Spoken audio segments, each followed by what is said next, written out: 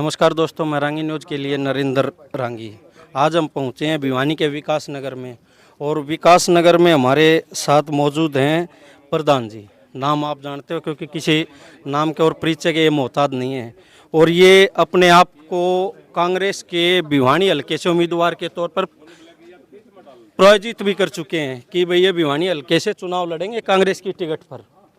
तो नमस्कार प्रधान जी। नमस्कार जी रंगी साहब। आपने चुनाव लड़ने की तो घोषणा कर दी, लेकिन कांग्रेस की तो जो है गुटबाजी चल रही है, आप दिन प्रतिदिन देख रहे हो। वैसे आप कौन से गुट से संबंधित हो कांग्रेस का? मैं ऐसा है रंगी साहब, मैं 1982 के अंदर एनएसयूआई का प्रेसिडेंट होता था जी।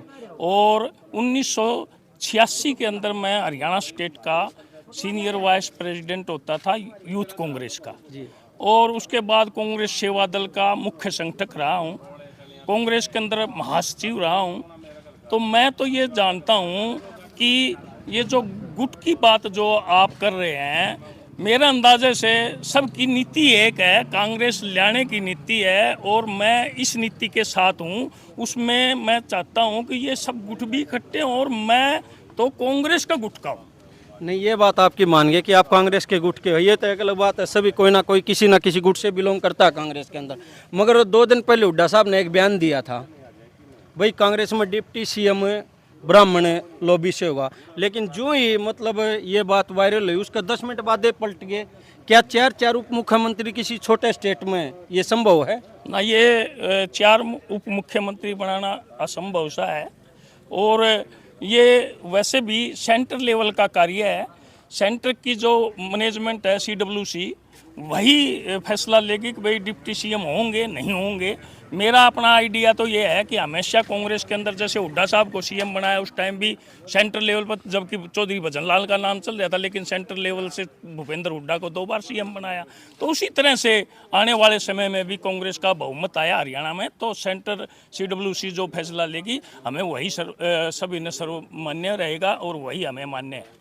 आप अपने आप को भिवानी हल्का जो है, भिवानी हल्के में कहाँ और किस स्तर पर खड़ा मानते हैं टिकट की दौड़ में? क्योंकि और भी बहुत से नेता, मैं नाम नहीं लेना चाहता क्योंकि टिकट मांगना सबका अधिकार है, तो आप भी उस लाइन में एक हो, तो अपने आप को कितना मजबूत मानते हो? मैं 1982 से और आज तक, कॉलेज लाइफ से आज तक कांग्रेस की नीतियों का मैंने प्रचार किया है, कांग्रेस के साथ रहा हूँ। उसमें कांग्रेस का कोई भी भिवानी से जिसने इलेक्शन लड़ा है, जो एमपी का इलेक्शन हो, मैडम श्रुति चौधरी का हो या अपने कुलदीप बिश्नोई जी का हो या अपने रणबीर महिंद्रा जी का हो, या जिन्होंने भी कांग्रेस से इलेक्शन यहाँ लड़ा, पहले धर्मवीर जी का था, तो मैंने हमेशा कांग्रेस का साथ दिया है। मैं सर्विस करते हुए कांग्रेस की कम से कम 3 बार तो ऐसी बड़ी रैलियां कर चुका हूं। एक बार बोंद के अंदर मैंने रैली की थी जिसमें अर्जुन सिंह केंद्रीय मंत्री होते थे, वो आए थे, भूपेंद्र हुड्डा भी, वीरेंद्र सिंह सुरजेवाला सभी आए थे। एक बार मैं शिवराज पाटिल को लाया था, उस टाइम भूपेंद्र हुड्डा जी की अध्यक्षता करवाई थी और विशिष्ट अतिथि के रूप में चौधरी सुरेंद्र सिंह को लेकर आए थे। और इस तरह एक बार डॉक्टर कर्ण सिंह का प्रोग्राम हमने किया था। तो मेरा कहने का अर्थ ये है कि हम कांग्रेस के जो दिग्गज नेता हैं उनकी नीतियों पर चलते हैं और हरियाणा स्टेट के जो कांग्रेसी जो भी हमें डायरेक्शन देते हैं, चाहे वो हाथ से हाथ मिलाओ या वो सब हाथ से हाथ जोड़ो का जो प्रोग्राम जो चल भी रहा था, प्रोग्राम था उसके अंदर भी मैंने बढ़ चढ़ कर भाग लिया था और अपने इलाके से भिवानी हल्के से काफ़ी लोगों को लेकर गया था और पानीपत की रैली में भी गए थे हम।